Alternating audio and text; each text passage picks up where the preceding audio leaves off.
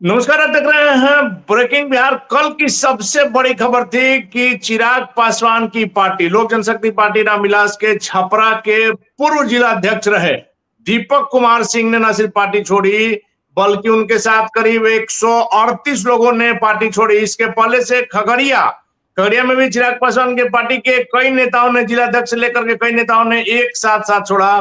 क्या कुछ बातें हुई। लगातार चिराग पासवान बिहार फर्स्ट, बिहारी फर्स्ट के विजन पर काम कर रहे हैं, केंद्र में मंत्री हैं, और जिस प्रकार से परिवार टूटा, पार्टी टूटी, उसके बावजूद चिराग ने संघर्ष किया। आशीर्वाद यात्रा में जिस प्रकार से बिहार की जनता ने उनको आशीर्वाद दिया, और आज चिराग पासवान एक जगह पर हैं, एनडीए में सशक्त भूमिका में है, एक मजबूत साझेदार है, पार्टनर है।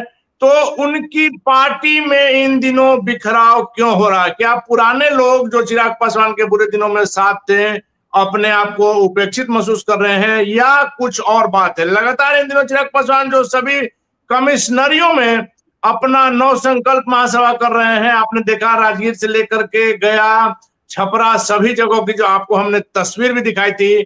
अभी हमारे साथ दीपक सिंह है जो छपरा के जिला अध्यक्ष रह चुके हैं। दीपक जी, कल आपने क्यों पार्टी छोड़ा और बहुत सारी बातें भी कही लाइव आकर के? पहले तो बहुत बहुत धन्यवाद आपका जी। और देखिए, जो 6 तारीख को कार्यक्रम था नवसंकल्प यात्रा, जी 6 जून को, 6 जून को उस दिन मुहर्रम में था। तो माननीय सांसद जमुई के और प्रभारी भी हमारे हैं अरुण भारती जी, बिहार के प्रभारी भी हैं। तो उन्होंने जब छपरा आए, जब उसकी तैयारी के लिए छपरा आए 1 या 2 तारीख को, मतलब छपरा सर्किट हाउस में, तो कुछ प्रमुख साथियों के साथ उन्होंने एक बैठक किया जिसमें पूर्व प्रत्याशी लोग भी थे, क्योंकि हम जिलाध्यक्ष थे, और सिवान के जिलाध्यक्ष भी थे, संभवतः हमको लगता है गोपालगंज के जिलाध्यक्ष भी थे। सब लोग, एक साथी हमारे कह रहे थे कि भाई भैया उस दिन जो है मुहर्रम है, उस दिन कार्यक्रम नहीं करवाइए, कार्यक्रम कहे तो कार्यक्रम सफल नहीं होगा। तो हमसे उन्होंने पूछा कि अध्यक्ष जी आपका क्या राय है? तो हमने भी कहा कि सर उस दिन कार्यक्रम करना ठीक नहीं होगा। तो उनकी बात वो आधे घंटे से सुन रहे थे, लेकिन हमने जब से ये बात बोला कि सर उस दिन कार्यक्रम करना ठीक नहीं होता, बिल्कुल इतने गलत तरीकों से हमको वो रिएक्ट किया हमारे ऊपर। बोला अरे तुमको जिला अध्यक्ष कौन बना दिया रे, समझे? इसी लैंग्वेज में बोला उन्होंने। अरुण भारती ने? ये अरुण भारती जी ने, वहाँ सारे लोग बैठे हुए थे। तो हम अपमान का घूंट पी के सिर्फ इसलिए रह गए। बाकी हमारे जिला के साथियों को जब पता लगा ऐसी ऐसी बात हो गई है, तो उसी दिन वो लोग बोले कि नहीं भैया आप बोले कि हम नहीं, हम आज विरोध करते। हम नहीं, राष्ट्रीय जी का कार्यक्रम है, लोग कहेगा देखिए इतने पुराने नेता हैं, इतने वफादार, और चिराग जी इनको इतना मानते हैं, ये जो है कार्यक्रम को असफल करने के ये में लग गए। मैंने कार्यक्रम चाहते नहीं है कि नहीं चाहते हैं कार्यक्रम को। दूसरी चीज, उस कार्यक्रम की जानकारी हमको बिल्कुल नहीं थी। मैं जिलाध्यक्ष हूँ, कैसे एक संगठन को हैंग करके चला जा रहा है। मैं वहाँ जिला का अध्यक्ष हूँ पिछले 7 सालों से, पार्टी में हम 2004 से हैं, नगर अध्यक्ष भी रहे हैं, युवा का अध्यक्ष 10 साल रहे हैं, और 2018 से कंटिन्यू जिला अध्यक्ष है। हमारे जिला अध्यक्ष में 2 लोकसभा चुनाव भी हुआ, और ये विधानसभा भी चुनाव लड़े, हम लोग अकेले चुनाव लड़े। तो हमने बोला कि नहीं, राष्ट्रीय जी का कार्यक्रम है, हम बोले जो आपका आदेश होगा सर वो करेंगे, हम लोग जैसा आप कहिएगा वैसा करेंगे। हम लोग तो जी जान से लगाएंगे मेहनत, और जी जान से हम लग गए उस कार्यक्रम को सफल बनाने के लिए। उसके बाद 4 तारीख को उन्होंने हमको बुलाया सर्किट हाउस में, रूम नंबर 4 या रूम नंबर 5 था, हमको ध्यान नहीं है ठीक से, 4 या 5 यही, उसमें वो ठहरे हुए थे।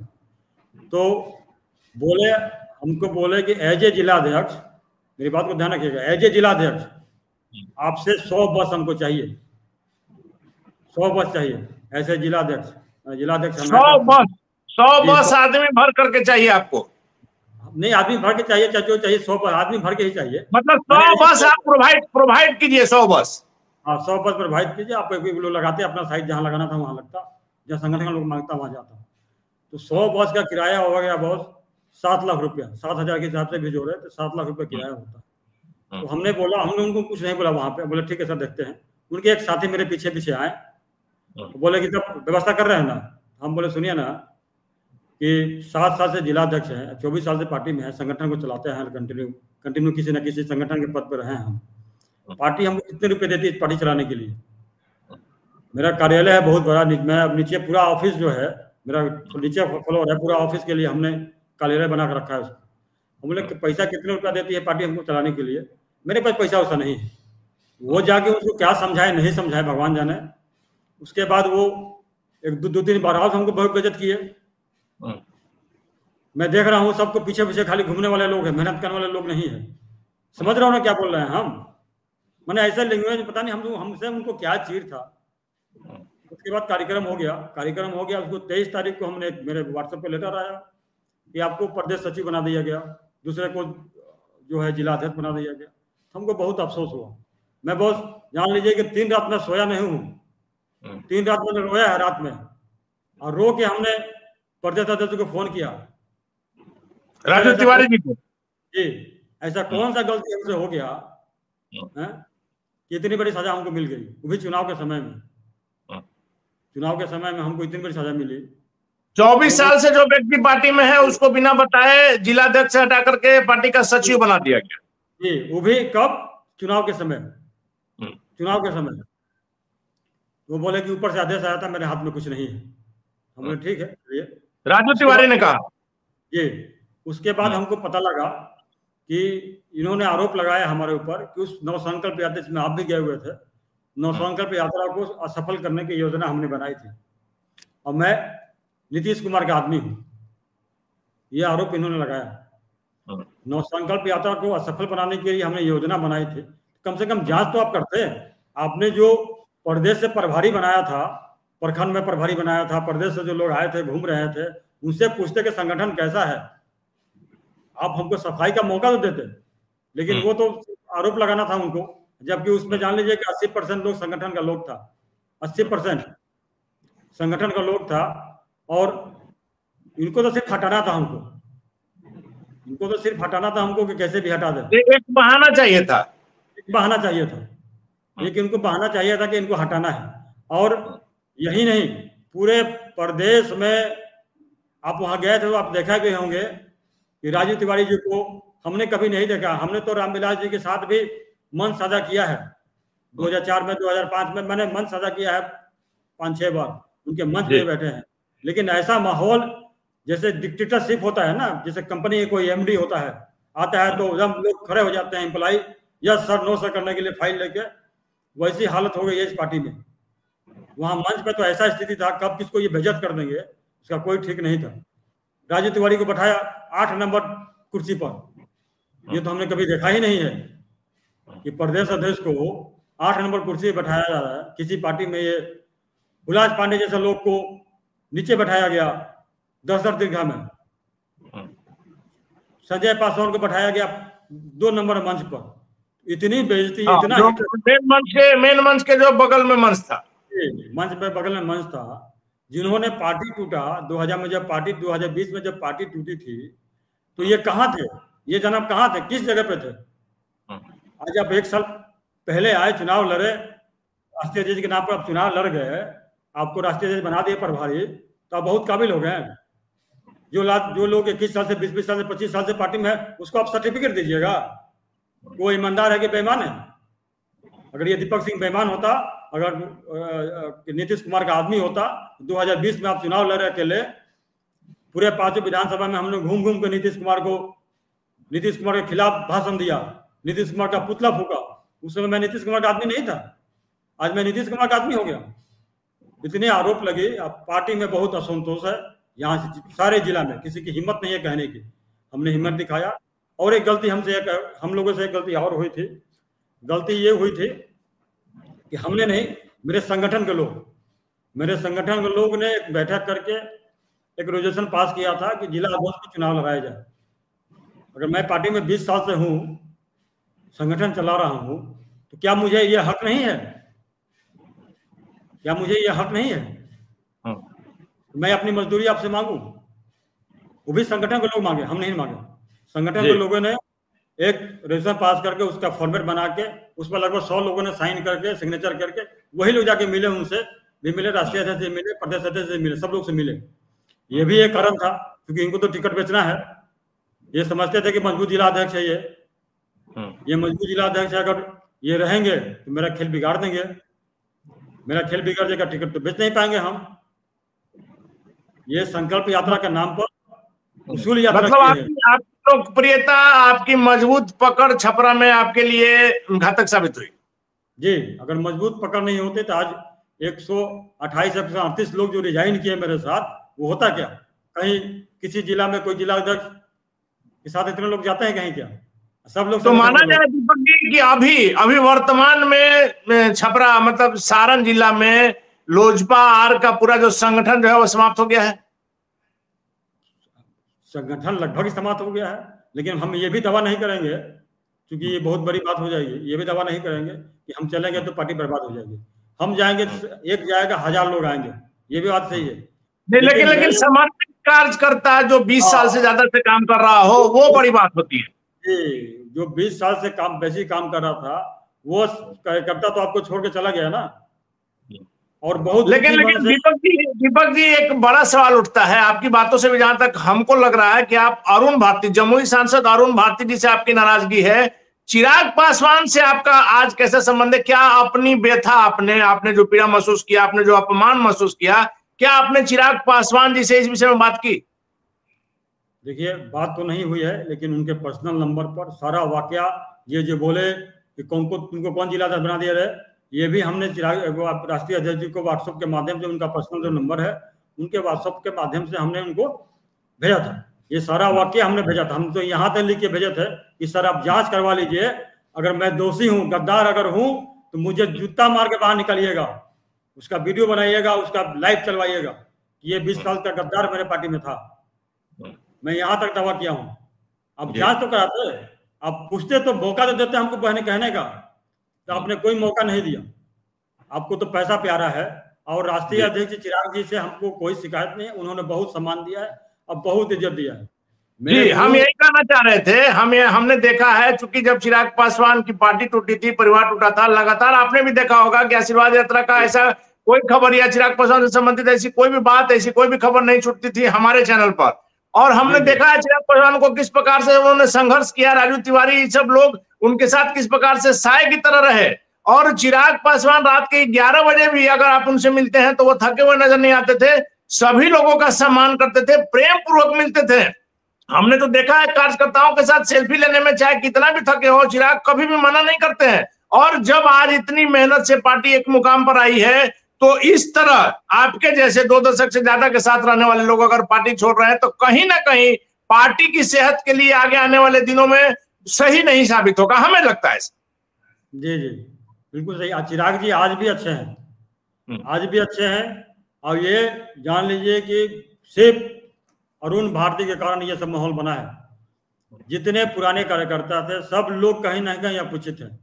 उनको संगठन से, चूंकि उन्होंने संगठन तो चलाया नहीं कभी ना। जो संगठन चिराग जी घूमे हैं गांव गांव, शहर शहर, गांव चिराग जी ने तो संघर्ष किया है, उन्होंने तो संघर्ष से पाया।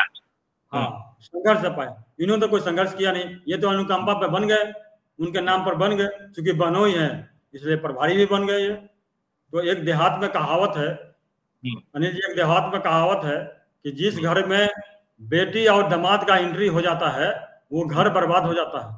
तो ये कहावत बड़े बुजुर्ग कहा के गए हैं, तो गलत नहीं बोले हैं, ये बात 100% सही है। और दीपक जी, लेकिन एक बात तो आप भी मानिएगा, हमने बराबर कहा है कि जब 2 दशक से आप हैं, बहुत मायने रखता है 20 साल अगर आप किसी पार्टी में, आज तो आप देखते हैं कि सुबह किसी और पार्टी में, शाम किसी और पार्टी में, ऐसा लोगों का चरित्र होते जा रहा है।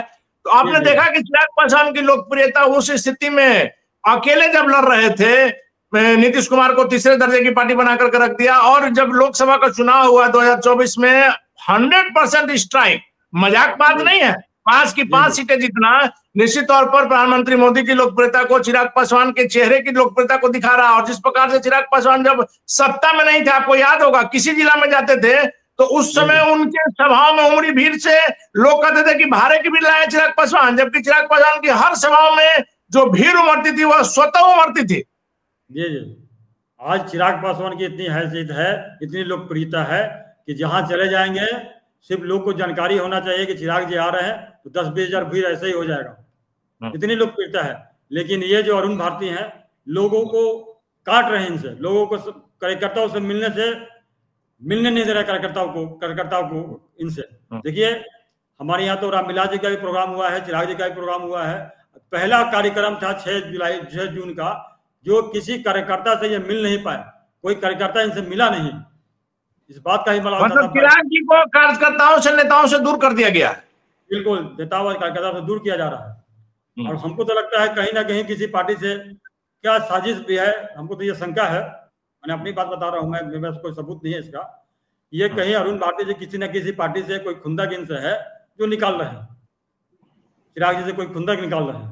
दीपक जी, आपने एक चीज देखा होगा, राजगीर की सभा में, शायद हम मिस कर रहे हैं, राजगीर की सभा में किस प्रकार से चिराग पासवान को जब समर्थकों ने घेर लिया था और पूरा जब उनकी गाड़ी पर चढ़ गए थे, गाड़ी भी डैमेज हो गई थी, उसके बावजूद चिराग पासवान जरा भी किसी पर नाराज नहीं होते हैं, जबकि सुरक्षा घेरा उनका काफी मजबूत है, फिर भी लोगों से गले मिलते हैं। सेल्फी अगर कोई लेना चाहता है तो आपने देखा ना गाड़ी की क्या स्थिति हो गई थी। तो क्या माना जाए कि चिराग पासवान तक सही बात नहीं पहुंच रही है?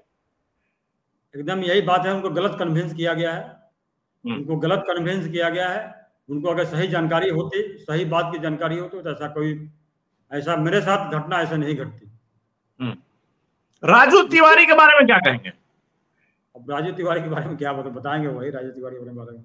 आप क्या सोच रहे हैं आज जब आपने पार्टी छोड़ दिया है? राजू तिवारी से तो आपने अपनी बैठक कही होगी।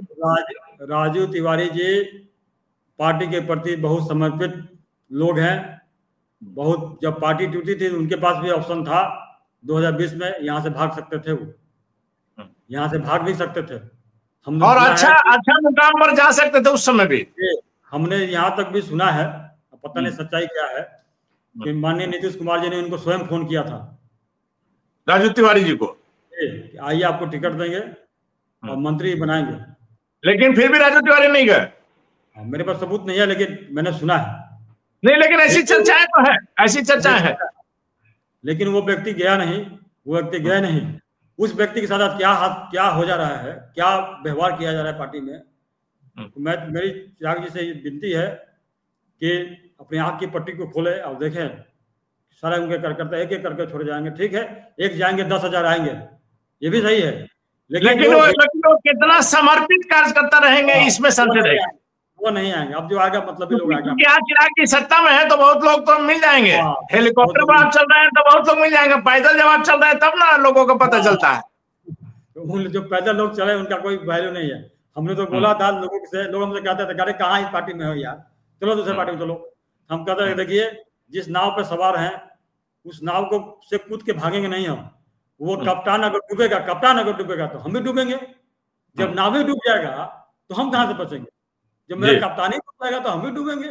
जो हो, चिराग जी अगर हीरो रहेंगे तो हीरो में रहेंगे, जीरो रहे तो हीरो में रहेंगे। लेकिन हमको ये पता नहीं था कि हीरो बनेंगे तो लोग हम ही को जीरो बना देगा, ये हमको पता नहीं था। आपको एक चीज लगता है क्या कि आपने जितने दिनों से समर्पित कार्यकर्ता रहे हैं और आपने जिस प्रकार से कल पार्टी छोड़ा है, एक बार यदि आप चिराग पासवान से मिलकर के अपनी बात कह रहे थे, हालांकि आपने व्हाट्सएप पर उनको मैसेज दिया था, लेकिन एक बार कह रहे थे अपने मन की व्यथा, आपने जल्दबाजी में तो निर्णय नहीं लिया? देखिए, हमने 2 तारीख को एक बैठक किया था अपने कार्यालय पे, जो पूर्व कार्यालय हमारा था, तो पूर्व भी हो गया, उस पर बैठक किया था। 2 तारीख को ही हमने सबसे रिजाइनेशन ले लिया था। ये रिजाइनेशन जो हमने कल किया है, ये तो औपचारिक घोषणा था।